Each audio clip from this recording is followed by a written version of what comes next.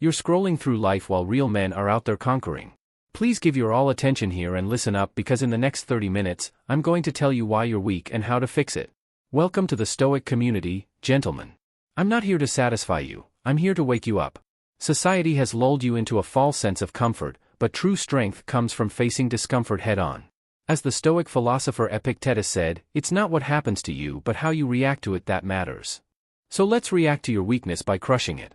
The Comfort Trap, Chapter 1, The Comfort Trap. Alright, listen up, gentlemen. It's time to talk about the silent killer that's turning you into a pathetic excuse for a man, comfort. Yeah, you heard me right. Do you think all those cushy conveniences will make your life better? They're actually making you weak. Your fancy memory foam mattress, your food delivery apps, your climate-controlled everything, it's all a trap, and you've fallen right into it. Let me break it down for you. Our ancestors, they were forged in the fires of adversity. They hunted their food, built their shelters, and fought off predators. What do? Whine when your Wi-Fi drops for 5 minutes. But here's the kicker, it's not your fault. Society's been feeding you this lie that comfort equals happiness. Well, guess what? True happiness, true strength comes from embracing discomfort. The great Stoic philosopher Seneca once said, "We suffer more often in imagination than in reality." You know what that means? It means most of the stuff you're afraid of is all in your head. The discomfort you're avoiding is nothing compared to what you're capable of enduring. So here's what you're going to do starting today, you're going to seek out discomfort. Take cold showers, sleep on the floor, fast for 24 hours, push your limits because that's where growth happens. Remember, comfort is a lie. It's a slow poison that's killing your potential. Embrace the suck, and you'll discover what you're really made of. In the next chapter, we're going to talk about another weakness that's affecting you right now. Yeah, I'm talking about that device you're watching this on. Stay tuned because we're about to dive into the digital disease that's rotting your brain. Chapter 2, Digital Distractions, the Silent Killer. Attention all screen-addicted individuals, it's time to confront the major issue, the smartphone in your hand. You think you're connected, you're more disconnected than ever. That device you can't stop fondling, it's not a tool, it's your master, and you're its slave. Let's break down how this digital disease is rotting your brain. First off, what's your attention span? It's shot to hell. You can't focus on anything for more than 30 seconds without reaching for your phone. Real men have the discipline to stay locked in on a task, but you're jumping from app to app like a squirrel on crack. Just imagine the time wasted on social media, endless scrolling through perfectly staged content, constantly measuring your everyday reality against everyone else's best moments. Have you considered the impact on your mental strength? It's slowly but surely turning resilience into fragility. Here's a hard truth, while you're double-tapping thirst traps and watching cat videos, real men are out there grinding, building empires, and conquering their goals. But it's not too late. Here's what you're going to do. 1. Digital detox starting now. Turn off all notifications except calls and texts from actual humans. 2. Set specific times for checking social media. I'm talking 15 minutes twice a day max, the rest of the time, you're living in the real world, champ. 3. Before bed, your phone stays outside your room. Buy an actual alarm clock if you need to wake up. Your bedroom is for sleep and sex, not scrolling. Remember what the Stoic philosopher Marcus Aurelius said, you have power over your mind, not outside events. Realize this, and you will find strength. It's time to regain control of your mind from these digital distractions. In the next chapter, we're going to talk about something you can see in the mirror, your physical weakness. Chapter 3, Physical Weakness, More Than Just Muscles. Alright, men, it's time to face the hard truth, you're not just mentally weak, you're physically weak too. And I'm not just talking about those noodle arms you're trying to hide under that baggy hoodie. Let's get one thing straight, physical strength isn't just about looking good shirtless, it's about being ready for whatever life throws at you. Our ancestors, they could hunt, build, and fight. You get winded walking up a flight of stairs. Here's the deal, your body and mind are connected. When you let your body go soft, your mind follows. Do you think you can be mentally tough when you can't even do a single pull-up? Think again. The great Stoic philosopher Epictetus said, "It is difficulties that show what men are." Right now, many of you struggle to face difficulties head-on, but remember, these challenges are opportunities to prove your strength and resilience. Now listen up because I'm about to drop some knowledge on how to fix this mess. First, stop making excuses. I don't care if you're busy, tired, or whatever BS reason you've cooked up.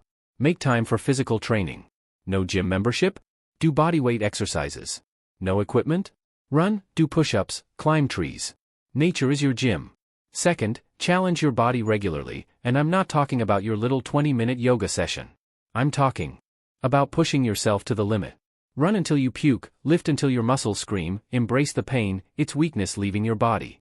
Third, cold exposure, take ice-cold showers, swim in freezing lakes. This isn't just about physical toughness, it's about mental resilience. When you can stand under an icy stream without flinching, you're building the mental fortitude to face any challenge. Fourth, learn a martial art or combat sport. Nothing builds physical and mental toughness like knowing you can defend yourself. Plus, getting punched in the face occasionally is a great way to check your ego.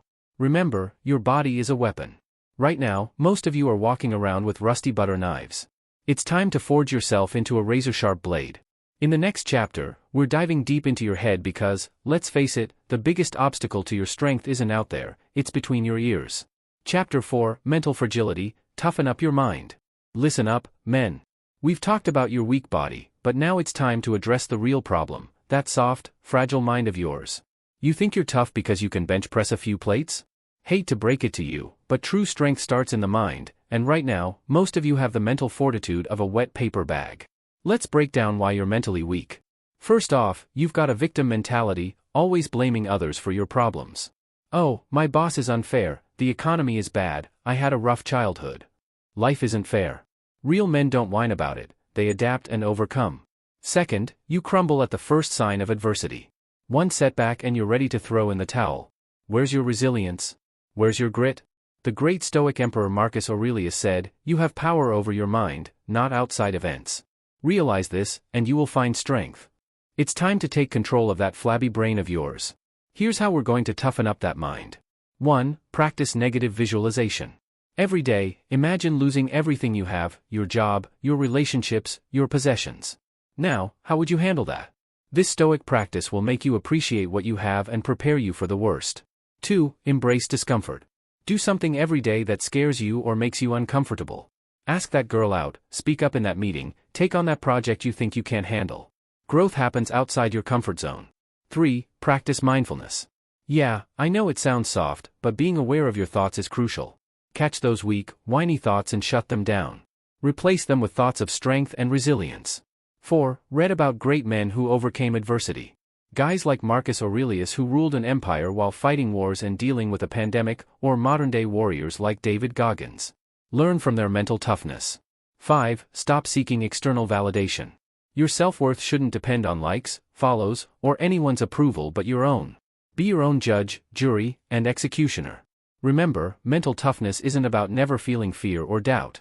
It's about feeling it and pushing through anyway. It's about getting knocked down 7 times and getting up 8. In the next chapter, we're going to address the plague that's holding most of you back, excuses. It's time to cut the crap and take radical responsibility for your life. Chapter 5, The Excuse Epidemic. Gentlemen, it's time to address the elephant in the room, excuses. They're like a virus infecting your mind and crippling your potential. Today, we're going to inoculate you against this epidemic. Let's start with a hard truth, excuses are a choice. Every time you make an excuse, you're choosing to remain weak. You're choosing to stay exactly where you are instead of pushing forward. Now, I know what some of you are thinking, but you don't understand my situation. Stop right there. That's excuse number 1. Your situation isn't unique. Someone out there has it worse and is still crushing it. Let's break down some common excuses. I don't have time. Really? You have